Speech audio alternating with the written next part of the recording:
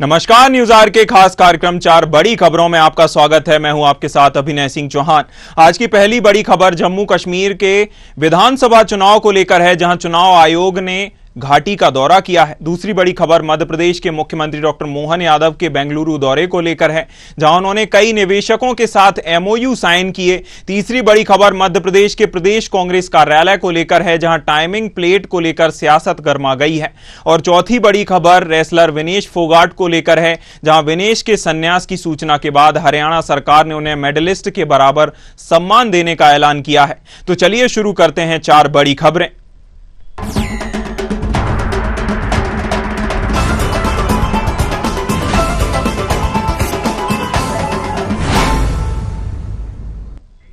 जम्मू कश्मीर में विधानसभा चुनाव को लेकर इलेक्शन कमीशन की टीम घाटी के दौरे पर है, जहां मुख्य चुनाव आयुक्त राजीव कुमार समेत 3 चुनाव आयुक्त रीजनल और नेशनल पार्टियों के साथ मीटिंग करेंगे।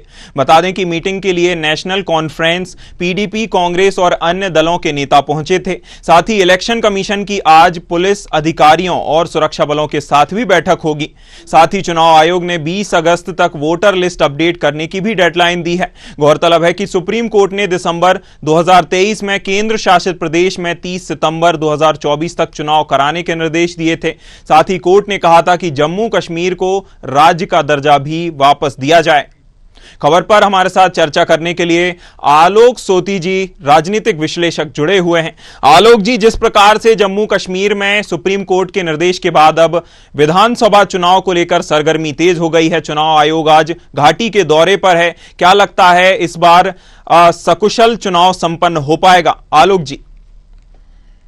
जी हाँ, बिल्कुल सकुशल हो पाएगा। आपने देखा था लोकसभा के चुनाव हुए थे, वहां पे भी काफी सफलता मिली थी जी। और अब उम्मीद की जा रही थी, जिस तरीके से कि कहा भी गया था कि आपको जो है राज्य का दर्जा वापस किया जाएगा, और आपने देखा सुप्रीम कोर्ट में ये केस गया था धारा 370 और 35 से खत्म होने के बाद। तो अब तो एक डेडलाइन भी दे दी गई है, इसलिए वहां पे पूरी आप उम्मीद रखिए कि जमहूरियत है हिंदुस्तान के अंदर, लोकतंत्र है, और जम्मू कश्मीर के अंदर आप देखेंगे विधानसभा फिर से जो है एक बार जो है लहराएगी। जी आलोक जी, लंबे समय से वहां चुनाव नहीं हुए हैं। 2014 में आखिरी बार चुनाव हुए थे, फिर पीडीपी और इसका भाजपा का जो एक गठबंधन था वह टूट जाने के बाद से अब तक चुनाव नहीं हो सके हैं। काफी उतार चढ़ाव देखे हैं जम्मू कश्मीर ने, और आपने बताया कि लोकसभा चुनाव में काफी उत्साह देखा गया, जैसा कि वोटरों ने भी काफी बढ़ चढ़कर भाग लिया। और इसके बाद अब जब से लोकसभा चुनाव हुए हैं, इसके बाद काफी आतंकी घटनाएं भी देखने को मिली हैं। क्या उसी तरीके से जैसा लोकसभा चुनाव में हमें वोटर्स के बीच में उत्साह देखने को मिला था, क्या वही उत्साह हमें फिर से देखने को मिलेगा? आलोक जी। जी हाँ, बिल्कुल। देखिए, बेसिक यूनिट तो गांव की होती है। जब वहां पंचायत के चुनाव हो गए थे, जिसमें आप देखते थे 3 से 4% ही केवल वोटिंग होती थी, लेकिन धारा 370 खत्म होने के बाद आपने देखा 48 से 50% तक वोट परसेंटेज गया था। इसका मतलब है कि वहां एक सम्मान स्थिति स्थापित हो गई है। रही बात शांति और व्यवस्था बनाए रखने के लिए, आतंकवाद से निपटने के लिए, उसके लिए भारतीय सेना और जो पैरामिलिट्री फोर्सेस हैं, जो बॉर्डर सिक्योरिटी फोर्सेस हैं, वो पर्याप्त हैं, वो इस सिचुएशन को हैंडल कर लेंगे। तो जहां तक सरकार की मंशा है, जहां तक सुप्रीम कोर्ट की मंशा है कि वहां से फिर से विधानसभा बहाल हो, तो जाहिर सी बात है कि जिस तरीके की इस समय गतिविधियां चल रही हैं, स्वयं जो है चीफ आयुक्त जो है वो वहां पे गए हुए हैं, तो पूरा विश्वास रखिए कि चुनाव समय पे हो जाएंगे। आलोक जी, जैसा कि 2019 में धारा 370 हटने के बाद सीधे सीधे 5 साल बाद इस बार चुनाव होने जा रहे हैं, इन 5 सालों में ऐसी क्या अड़चनें आई कि सीधा सर्वोच्च न्यायालय का दरवाजा खटखटाना पड़ा? उसके बाद अब जब चुनाव होंगे तो हो पाएंगे? जब सर्वोच्च न्यायालय ने आदेश दिया उसके बाद चुनाव किए जा रहे हैं या हो रहे हैं? आलोक जी। देखिए 370 को चैलेंज किया गया था कि ये जो है संवैधानिक नहीं है। ये जो था सुप्रीम कोर्ट में केस गया था, वो काफी लंबी प्रक्रिया होती है, आप जानते हैं। जब सुप्रीम कोर्ट में जाते हैं, जब वहां पे ये तय हो गया कि नहीं 370 जो है संवैधानिक है, संविधान प्रबंध की तरह है, तो ऐसा नहीं है। तो अब यही था कि अब जल्दी से जल्दी जो है इसको जो है विधानसभा राज्य का दर्जा, चूंकि कहा गया था कि अभी हम यहाँ की शांति व्यवस्था को देख रहे हैं, इसलिए यूनियन टेरिटोरी बना रखा था, और उसमें जो लेफ्टिनेंट गवर्नर साहब थे उनका शासन चल रहा था, यानी दिल्ली से शासन चल रहा था। तो अंतोगत्ता जो है वो आपका शासक विधानसभा तो बननी ही थी, वो लोग शासन वहां पे देना ही था। तो ऐसे में एक समय सीमा भी सुप्रीम कोर्ट ने निर्धारित कर दी है। अब साफ नजर आ रहा है कि जिस तरीके से चुनाव आयोग सक्रिय हुआ है, जो वहां के जायदार पार्टियों से बात कर रहा है, वहां के लोगों से भी बात करते हैं, और पूरी जो अधिकारी है, पुलिस अधिकारी है, मिलिट्री अधिकारी है, उनसे सब की सहमति लेने के बाद चुनाव आयोग जो है इस निष्कर्ष पर निकलेगा कि सही समय पे कब कर ले, क्योंकि जो एक सीमा भी निर्धारित की है सुप्रीम कोर्ट ने, तो उम्मीद है कि उसी सीमा के अंदर जो है ये चुनाव करा लिए जाएंगे। जी आलोक जी, जिस प्रकार से केंद्र सरकार ने ही धारा 370 हटाई थी, इसके बाद कहा जा रहा था कि जो गठबंधन है पीडीपी से हटने के बाद, टूटने के बाद बीजेपी घाटी में काफी सक्रिय हो गई है, अपने बूथ को मजबूत किया जा रहा है और कार्यकर्ताओं को भी वहां तैयार किया जा रहा है। इस बार हमें अगर जब चुनाव की घोषणा होती है, चुनाव में किसका पलड़ा ज्यादा भारी हमें देखने को मिल सकता है? परसीवन के बाद जी परसीवन के बाद आप देख रहे हैं जी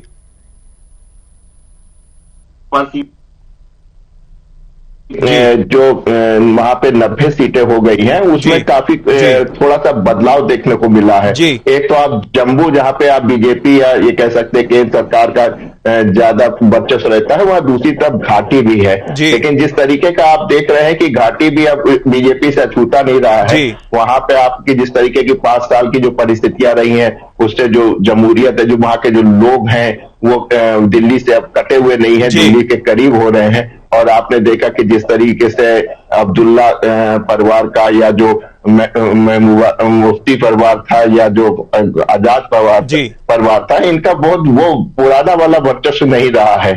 जनता वहां समझ गई है, वो सोच समझ के ही अपना वोट कास्ट करेगी। तो हमें लग रहा है कि बीजेपी के लिए एक अच्छी स्थिति होगी इस बार के विधानसभा के चुनाव में, जैसा कि पूर्व में हुआ है, उससे बेहतर स्थिति बीजेपी की इस बार होनी चाहिए। जी बिल्कुल, जनता समझदार हो गई है और अपने सोच समझकर ही अपना वोट डालेगी, वोट कास्ट करेगी। बहुत धन्यवाद आलोक जी आपका जुड़ने के लिए, हमारे साथ चर्चा करने के लिए। चलिए रुक करते हैं, अगली खबर पर बढ़ते हैं। मध्य प्रदेश के मुख्यमंत्री डॉक्टर मोहन यादव बेंगलुरु के दौरे पर हैं, जहां उन्होंने निवेशकों से संवाद कर निवेश को लेकर कई करार किए हैं। बता दें कि उद्योगपतियों से संवाद सत्र में सेमीकंडक्टर, इलेक्ट्रॉनिक इंडस्ट्रीज सहित विभिन्न क्षेत्र की कंपनियों ने एमओयू साइन किए हैं। वहीं मुख्यमंत्री डॉक्टर मोहन यादव ने इस दौरान मीडिया से रूबरू होते हुए कहा कि निवेश की दृष्टि से मध्य प्रदेश बहुत अच्छा स्थान है, कई निवेशकों ने उत्साह दिखाया है। वहीं उन्होंने कहा कि व्यवसाय के नए मार्ग खोलने के लिए बेंगलुरु दौरे पर आए हैं। देखिए, बेंगलोर एक तरह से कई सारे सेक्टर में व्यापार व्यवसाय की दृष्टि से, निवेशकों की दृष्टि से बहुत अच्छी रिच वाला अपने आप में स्थान है। ऐसे में यहाँ से भी एक भाई की तरह मध्य प्रदेश में भी लोग इन्वेस्ट करें और कर्नाटक से भी जुड़े रहे, इस भाव के आधार पर ही हमने अपनी बात कही है। और मुझे इस बात की प्रसन्नता है कि कई सारे लोग पहले से ही काम कर रहे हैं, जिनका यहाँ भी काम है, वहाँ भी काम है, और कई सारी इंडस्ट्रियाँ यहाँ से अपने गुड्स बना करके वहाँ सप्लाई करती है। तो उनको भी स्थान देना और भविष्य की दृष्टि से अलग अलग क्षेत्रों में, खास करके आईटी सेक्टर से लगा करके एनर्जी, माइनिंग, ऐसे कई सेक्टर जिसमें बड़ी संभावना है। और मुझे इस बात की प्रसन्नता है कि कल से आज तक मैं कई सारे अलग अलग निवेशकों से मिला हूँ, उद्योगपतियों से मिला हूँ और सर्विस सेक्टर के लोगों से मिला हूँ। सब ने बहुत उत्साह दिखाया है। सरकार सब तरह से मदद करने को तैयार है। हम सब मिल करके बेंगलोर को, कर्नाटक को भी आगे बढ़ाएं और मध्य प्रदेश को भी आगे बढ़ाएं। ये मिलजुल करके व्यापार व्यवसाय के नए मार्ग खोलने के लिए मैं आया हूँ। तो मुझे संतोष है, लगातार सभी प्रकार के लोगों ने इसमें उत्साह दिखाया। खबर पर हमारे साथ चर्चा करने के लिए सत्यम शर्मा हमारे संवाददाता भोपाल से जुड़े हुए हैं। सत्यम, मुख्यमंत्री डॉक्टर मोहन यादव निवेश को मध्य प्रदेश में लाने के लिए लगातार प्रयासरत हैं। चाहे मध्य प्रदेश में अलग अलग क्षेत्रों में इन्वेस्टर्स मीट हो या अब बेंगलोर जाकर निवेशकों से चर्चा कर, संवाद कर उन्हें अपना आकर्षित करना हो, मध्य प्रदेश में निवेश करने के लिए लगातार प्रयास कर रहे हैं। बेंगलुरु के दौरे से क्या कुछ खास इसमें तेजी आ सकती है? सत्यम। देखिए अभिनव, निश्चित तौर पर सीएम डॉक्टर मोहन यादव जिस तरह से प्रयास कर रहे हैं कि मध्य प्रदेश में इन्वेस्टर्स लाया जाए और रोजगार पैदा हो, उसकी दिशा में वो कामयाब भी हो रहे हैं। पहले मुंबई गए थे, उन्होंने मुंबई में भी इन्वेस्टर्स मीट्स की थी। इन्वेस्टर्स मीट्स के बाद वो जो तमिलनाडु पहुंचे थे, तमिलनाडु के कोयम्बटूर में भी उन्होंने इन्वेस्टर्स के साथ मीट की थी और राउंड टेबल पर चर्चा की थी। अब देखिए बेंगलुरु में भी सीएम डॉक्टर मोहन यादव पहुंचे थे, जहां पर आपको महत्वपूर्ण बात बता दें कि 3175 करोड़ रुपए का जो निवेश है वो मध्य प्रदेश में आएगा। तो अलग अलग कंपनियां, चाहे आईटी सेक्टर की हो, चाहे फार्मास्यूटिकल कंपनियां हो, और चाहे स्पेस एरोनॉटिक्स की कंपनियां हो, और फार्मा फील्ड की कंपनियां हो, चाहे टेक्सटाइल की, तो तमाम कंपनियों ने इस पर इंटरेस्ट जताया है। और इंटरेस्ट जताने के साथ साथ ही 3175 करोड़ रुपए का निवेश की बात यहाँ पर प्राप्त, जो आवेदन है वो प्राप्त हुए हैं। और इसमें से करीब 6700 लोगों को रोजगार भी मिलने की संभावना जताई गई है। इससे पहले देखिए सीएम डॉक्टर मोहन यादव ने 5 जो राउंड टेबल चर्चा की है, उसमें कहीं न कहीं जो इंडस्ट्रीज में उद्योगपतियों से चर्चा की है। उद्योगपतियों को मध्य प्रदेश की खूबियां बताई गई, किस तरह से यहाँ पर अपॉर्चुनिटी है। चूंकि ये जो इनक्लेव रखा गया था, मध्य प्रदेश निवेश को लेकर रखा गया था, मध्य प्रदेश में निवेश की संभावना को लेकर ये इंटरेक्टिव सेशन जो रखा गया था, उसमें उद्योगपतियों और उद्योग के जो अधिकारी उनसे मुलाकात की। इसमें विशेष बात ये भी रही कि जो तमाम बाहर के, मतलब आउट ऑफ कंट्री जो निवेशक थे, जो बड़े दूतावास के जो थे, जैसे ब्रिटेन के उप दूतावास के आए हुए थे, अधिकारी आए हुए थे, ऑस्ट्रेलिया की बात करें, चाहे मोरक्को, फ्रांस या अन्य जगहों की बात करें, तो तमाम जगह के प्रतिनिधि भी यहाँ पर पहुंचे हुए थे। तमाम अलग प्रदेशों के भी प्रतिनिधि यहाँ पर पहुंचे हुए थे, जिन्होंने इस इन्वेस्टर समिट में कहीं न कहीं हिस्सा लेने की बात कही और इंटरेस्ट भी जताया है। आपको बता दें, जिस तरह से माना जा रहा है, कोका कोला चाहे कंपनी हो, चाहे अन्य कंपनियां हो, वो इस जिनसे प्रस्ताव प्राप्त हुए हैं उनकी बात कर रहे हैं। कोका कोला कंपनी हो, एजीआई कंपनी हो, लैब इंडिया कंपनी हो, जिन्होंने अच्छा खासा इन्वेस्टमेंट करने की बात कही। 175 करोड़ रुपए अलग अलग कंपनियां, हजार करोड़ का भी इन्वेस्टमेंट कंपनियां कर रही है। तो कुल मिला के 3175 करोड़ का जो इन्वेस्टमेंट आएगा, तो अलग अलग कंपनियों से आएगा। और एमयू जो हुआ है उसके तहत भी कहीं न कहीं आईटी की 4 कंपनियां, आईटी की कंपनियां, चाहे इंफॉर्मेशन टेक्नोलॉजी की कंपनियां हो, चाहे आईईएसए, टाई ग्लोबल हो, और EIGNIA, तो तमाम से ये एमओयू हुआ है। और इससे पहले जब शुरुआत हुई थी, तो मोहनदास पाई जो मणिपाल ग्रुप के हैं, और शिव वेंकट रानी जो सीईओ है लैब इंडिया के। हालांकि लैब इंडिया इसमें तमाम तरह के इन्वेस्टमेंट भी करने की बात कह रही है। 175 करोड़ रुपए का इन्वेस्टमेंट लैब इंडिया द्वारा किया जाएगा।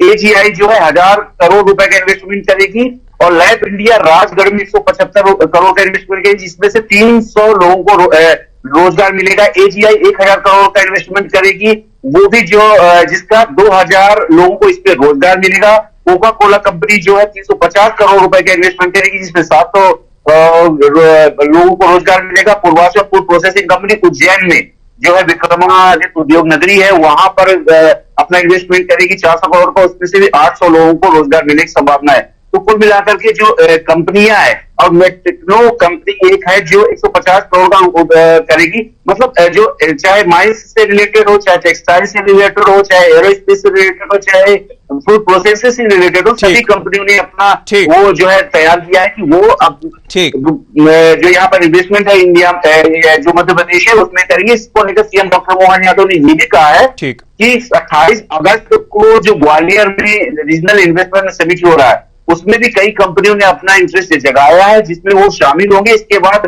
फरवरी 2025 में इंटरनेशनल जो इन्वेस्टमेंट मीट होगा, उसमें भी कई कंपनियां आएंगी। तो कुल मिलाकर सीएम डॉक्टर मोहन यादव जिस तरह से 7 और 8 इंडस्ट्रियल मीट में लगे हुए थे, कल उन्होंने HAL जो है हिंदुस्तान एरोनॉटिक्स कंपनी है, उस पर भी भ्रमण किया था। वहां पर भी जाकर उन्होंने बातचीत की थी और ये भी कहा था कि उनको HAL को आमंत्रण दिया था कि मध्य प्रदेश में भी आए और अपना इन्वेस्टमेंट करें, जो डिफेंस से रिलेटेड रक्षा संबंधी जो उपकरण होते हैं उनको बनाए। उसमें भी HAL ने कहा है कि HAL की इसमें भागीदारी रहेगी और HAL ने इसमें भी इंटरेस्ट जगाया है। तो तमाम कंपनियां जो है, जो सीएम डॉक्टर मोहन यादव का इन्वेस्टमेंट लाने का लक्ष्य रखा था उन्होंने, चाहे मुंबई से हो, चाहे कोयम्बटूर से हो और चाहे बेंगलुरु से हो। बेंगलुरु को उन्होंने अपना दोस्त भी बताया, जिस तरह से कहा कि यहाँ का क्लाइमेट और वहां का जो क्लाइमेट है सेम सेम रहता है। तो अब बेंगलुरु भी विकास की ओर बढ़े और इसके साथ साथ ही मध्य प्रदेश भी विकास की ओर बढ़े। हालांकि कई कंपनियां ऐसी भी हैं जो पहले से मध्य प्रदेश में इन्वेस्टमेंट करके बैठी हैं। अब सीएम डॉक्टर मोहन यादव ने आश्वासन दिया कि जो प्रशासनिक लेवल पर सहायता होती है, जो उद्योगों के लिए जरूरत होती है, उन सब चीजों की सुचारू व्यवस्था की जाएगी ताकि मध्य प्रदेश में जो इंडस्ट्रीज है वो फलती हुए सेमीकंडक्टर या जिस खनन विभाग हो, चाहे मेटल जो अन्य जो अपैरल इंडस्ट्रीज होती है वो हो, और चाहे फूड प्रोसेसिंग से संबंधित कंपनियां हो, तमाम कंपनियों ने फिलहाल इंटरेस्ट जगाया और मध्य प्रदेश में 75 करोड़ रुपए का प्रस्ताव जो है वो है, और जिससे 6,900 करीब 7,000 रोजगार पैदा होंगे और युवाओं को रोजगार मिलेगी, जिससे कहीं न कहीं मध्य प्रदेश में भी ये इंडस्ट्रीज हब बनेगी। चाहे पीतमपुर की बात करें, चाहे विक्रमादित्य जो उद्योग नगरी उज्जैन में है उसकी बात करें, इसके साथ साथ ही ग्वालियर में भी कई उद्योग स्थान है वहां पर है। तो तमाम जगह पर जो कंपनियां हैं वो इंटरेस्टेड है और मध्य प्रदेश में आएंगी। बिल्कुल, मुख्यमंत्री की ओर से इन निवेशकों को तो आकर्षित किया ही जा रहा है, इसके साथ ही ईज ऑफ डूइंग बिजनेस को भी काफी सरलीकरण करने का भी उसका प्रयास किया जा रहा है। हालांकि देखना होगा कि निवेश किस स्तर का आता है और कितने लोगों को रोजगार की अपॉर्चुनिटीज मिलती हैं, यह भी बड़ी देखने वाली बात होगी। सत्यम, बहुत धन्यवाद आपका जुड़ने के लिए, हमारे साथ चर्चा करने के लिए। चलिए रुक करते हैं, अगली खबर की ओर बढ़ते हैं। मध्य प्रदेश कांग्रेस कार्यालय के बाहर लगे टाइमिंग प्लेट को लेकर सियासत तेज हो गई है, जहां प्रदेश कांग्रेस कार्यालय के बाहर कॉरपोरेट तर्ज पर सुबह 11 बजे से शाम 6 बजे तक के कार्यालय की टाइमिंग की प्लेट लगा दी गई, जिसमें रविवार को भी अवकाश लिखा गया। यह खबर जब सोशल मीडिया पर वायरल हुई तो आनन फानन में कांग्रेस प्रवक्ता अमित शर्मा ने प्लेट को उखाड़ दिया। वहीं इस मामले में पूर्व मंत्री सज्जन सिंह वर्मा का कहना है कि प्रदेश कांग्रेस कार्यालय में रेनोवेशन का काम चल रहा है, जिसके कारण कार्यकर्ता परेशान हो रहे थे, इसलिए कुछ दिन के लिए प्लेट लगाई गई थी, इसका और कोई दूसरा कारण नहीं है। वहीं बीजेपी प्रदेश मीडिया प्रभारी आशीष अग्रवाल ने टाइमिंग प्लेट को लेकर कांग्रेस पर निशाना साधा है। उन्होंने कहा कि कांग्रेस प्राइवेट लिमिटेड कंपनी बन गई है। कांग्रेस कार्यालय में लगा बोर्ड बताता है कि यह इटालियन सोच है, कॉर्पोरेट कल्चर है। रिनोवेशन चल रहा है, असल में पीसीसी में रिनोवेशन की वजह से प्रॉपर टाइम नहीं मिल पा रहा है, इसलिए डिले हो रहा है। जो रिनोवेशन है, जो कायाकल्प बोल ले, जो भी बोल ले, जो हमारे अध्यक्ष जीतू पटवारी जी का एक दृष्टिकोण है कि ऐसा होना चाहिए पार्टी का दफ्तर, तो उसमें टाइम नहीं मिल रहा है, इसलिए वो संडे के लिए अभी कहा है 1-2 संडे, बाकी ऐसा कुछ नहीं, 24/7। लेकिन कॉर्पोरेट कल्चर टाइम समय लिख दिया 11 से 6 ही बस मुलाकात हो पाएगी। नहीं, मैंने आपसे अनुरोध किया ना कि अभी हमारा उसका रिनोवेशन चल रहा है, पूरी बिल्डिंग का, चेम्बर बड़े हो रहे हैं, कुछ चेम्बर बढ़ रहे हैं। वो असल में उनको जो कारीगर है, जो कारपेंटर, उनको सही टाइम नहीं मिल पा रहा है, तो 11 से 6 मिलकर संडे बिल्कुल फुल डे ऑफ करके, ताकि 1-2 वीक में कंप्लीट हो जाए। प्राइवेट लिमिटेड कंपनी है जो एक परिवार के लिए काम करती है, और ये इटालियन संस्कार ही तो हो सकते हैं। राजनीति के क्षेत्र में होने वाला दल, समाज सेवा के लिए समर्पित होने वाला दल कैसे किसी दिन अवकाश पर हो सकता है? तो स्पष्ट दर्शाता है कि ये इटालियन सोच है, कॉर्पोरेट कल्चर है और प्राइवेट लिमिटेड कंपनी है।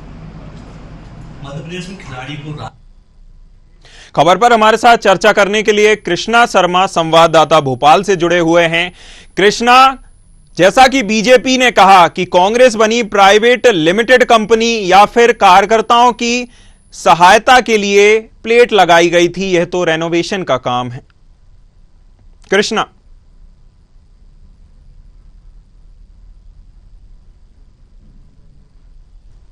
माफ कीजिएगा, कृष्णा से हमारा संपर्क नहीं हो पा रहा है। तो मध्य प्रदेश में पीसीसी ऑफिस के बाहर लगा टाइमिंग प्लेट को लेकर सियासत तेज हो गई है, जहां प्रदेश कांग्रेस कार्यालय के बाहर कॉरपोरेट तर्ज पर 11 बजे से शाम 6 बजे तक का कार्यालय का टाइम लिखा गया है, जिसमें रविवार को अवकाश भी लिखा गया है। यह खबर जब सोशल मीडिया पर वायरल होने लगी तो कांग्रेस प्रवक्ता ने आनन फानन में प्लेट को उखाड़ दिया। खबर पर हमारे साथ चर्चा करने के लिए कृष्णा शर्मा जुड़े हुए हैं। कृष्णा, जिस प्रकार से यह टाइमिंग प्लेट का मुद्दा गरमाया है, बीजेपी कह रही है कि टाइमिंग प्लेट को लेकर बीजेपी की ओर से कहा जा रहा है कि प्राइवेट लिमिटेड कंपनी बन गई है, और दूसरी तरफ कांग्रेस कह रही है कि नहीं, वो तो कार्यकर्ताओं की सहायता के लिए, कार्यकर्ताओं की को सहूलियत मिले, इसके लिए टाइमिंग प्लेट लगाई गई है। क्या है पूरा मामला?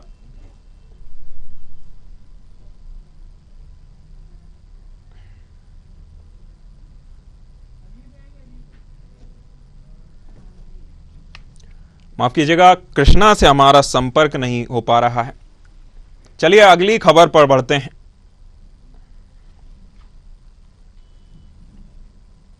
भारतीय रेसलर विनेश फोगाट ने पेरिस ओलंपिक में डिस्क्वालीफाई होने के 17 घंटे बाद कुश्ती से संन्यास का ऐलान कर दिया है, जहां उन्होंने सोशल मीडिया प्लेटफॉर्म एक्स पर पोस्ट कर कहा कि कुश्ती जीत गई और मैं हार गई। विनेश ने संन्यास के ऐलान से पहले डिस्क्वालिफिकेशन के खिलाफ अपील भी दायर की है। उन्होंने court of arbitration for sports से मांग की है कि उन्हें संयुक्त रूप से सिल्वर मेडल दिया जाए। विनेश ने पहले फाइनल खेलने की मांग की थी, फिर उन्होंने अपील बदली और अब संयुक्त रूप से सिल्वर दिए जाने की मांग की है। वहीं उनके डिस्क्वालीफाई होने के बाद हरियाणा सरकार ने बड़ा ऐलान किया है। हरियाणा के सीएम नायब सिंह सैनी ने घोषणा की है कि राज्य सरकार विनेश को ओलंपिक सिल्वर मेडल जीतने वाले खिलाड़ी की तरह ही सम्मान देगी। साथ ही उन्हें 4 करोड़ और सरकारी नौकरी देने की घोषणा भी की गई है। खबर पर हमारे साथ चर्चा करने के लिए अंशुल तलमले जर्नलिस्ट स्पोर्ट्स को लेकर जुड़े हुए हैं। जिस प्रकार से अंशुल जी, जिस प्रकार से विनेश फोगाट ने डिस्क्वालिफिकेशन के बाद 17 ही घंटे बाद अपने संन्यास का ऐलान कर दिया, क्या लगता है यह मायूसी के चलते, एक मायूस होने के चलते इस तरह से जल्दबाजी में यह फैसला लिया गया है? अंशुल देखिए, फैसले में आने से पहले मैं इस सेटबैक के बारे में बात करना चाहूंगा, जो चंद घंटे पहले तक एक सुनहरे सपने की तरह लग रहा था। देश को लग रहा था कि हिंदुस्तान की बेटी की गोल्ड मेडल लेकर आने वाली है, हिस्ट्री क्रिएट करने वाली है। विनेश फोगाट ओलंपिक के इतिहास में फाइनल तक पहुंचने वाली रेसलिंग में पहली महिला पहलवान बनी थी। वो जीतती तो भी हिस्ट्री क्रिएट करती, क्योंकि गोल्ड मेडल हिंदुस्तान आता तब भी उन्हें सिल्वर मेडल मिलता, और ये कारनामा करने वाली भी वो देश की पहली महिला पहलवान होती। लेकिन विधि का विधान कुछ और था। सुनहरा सपना अचानक से एक बुरे ख्वाब की तरह पलट गया। गोल्डन मैच के पहले, गोल्डन बाउट से पहले ये पता चलता है कि पहले तो डिस्क्वालीफाई कर दी। पहले से जब ये खबर आती है तो कोई सन्न रह जाता है, किसी को विश्वास नहीं हो रहा था कि वो मेडल लगभग हमारे पास पक्का था, अब वो हमारे हाथों से छिटक गया है। जो सिल्वर मेडल पक्का कर चुकी थी विनेश फोगाट, उन्हें न सिर्फ डिस्क्वालीफाई कर दिया गया बल्कि वो सबसे लास्ट पोजीशन पर फिनिश कर उन्हें कोई भी मेडल नहीं मिलेगा। ये खबर सेटबैक की तरह थी। और उसके बाद अब जो लेटेस्ट अपडेट है, उन्होंने अपील भी की थी रेसलिंग फेडरेशन से, लेकिन ये स्पोर्ट्स है, स्पोर्ट्स साइंस हमें समझने की जरूरत है। यहाँ पर एक एक इंच, यहाँ पर एक एक ग्राम बहुत इंपॉर्टेंट होता है। और जब हम ओलंपिक जैसे स्टेज की बात करते हैं, जब इतने बड़े खेलों के महाकुंभ की बात करते हैं, तब यहाँ पर इस तरह की सहूलियत मिलना लगभग बेमानी है, क्योंकि दूसरे ओपोनेंट जो रेसलर है या दूसरे जो खिलाड़ी हैं, उनके साथ नाइंसाफी होगी। अगर आप 50 kg हर वर्ग में कंप्लीट करना चाह रही है तो आपका वजन 50 kg का उसके भीतर ही होना चाहिए। 1 ग्राम भी आप यहाँ पर कंसिडर नहीं करवा सकती। लेकिन यहाँ तो पूरे पहले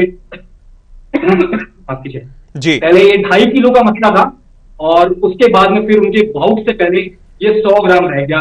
अनफॉर्चुनेटली जो मेडल हारा जाना था वो नहीं आ पाया।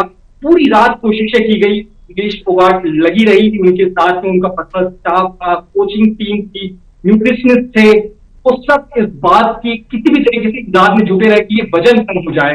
हमने खबरें पढ़ी, हमने रिपोर्ट देखी थी कैसे सारी रात वो अलग अलग तरह की कोशिश कर रही थी। कभी साइकिलिंग करती थी, कभी जंपिंग करती थी, मोटे गर्म कपड़े पहनकर वो रनिंग करती थी, क्योंकि हिंदुस्तान खेल पद्धति में पसीना निकालकर अपना वजन कम करने का एक पुराना हमारा इतिहास रहा है। तो सारे नुस्खे बेकार चले गए। उन्होंने अपने बाल कटाया, यहाँ तक कि अपने शरीर से खून भी उन्होंने निकाला कि जैसे तैसे मेरा वजन कम हो जाए।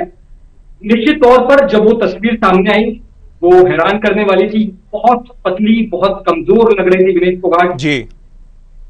हारती जीतती एक अलग चीज होती, लेकिन बिना खेले, बिना मैच पर उतरे, जिस तरीके से वो डिस्क्वालीफाई कर दी गई, ये बहुत डिप्रेसिंग थी पूरे देश के लिए, पूरे हिंदुस्तान के और हमारे हिंदुस्तान की। जी अंशुल जी, आपने बताया कि चाहे वो छोटे से एफर्ट्स हों और उससे लेकर जो एक्सट्रीम एफर्ट्स थे, उन्होंने अपना खून भी निकाला था।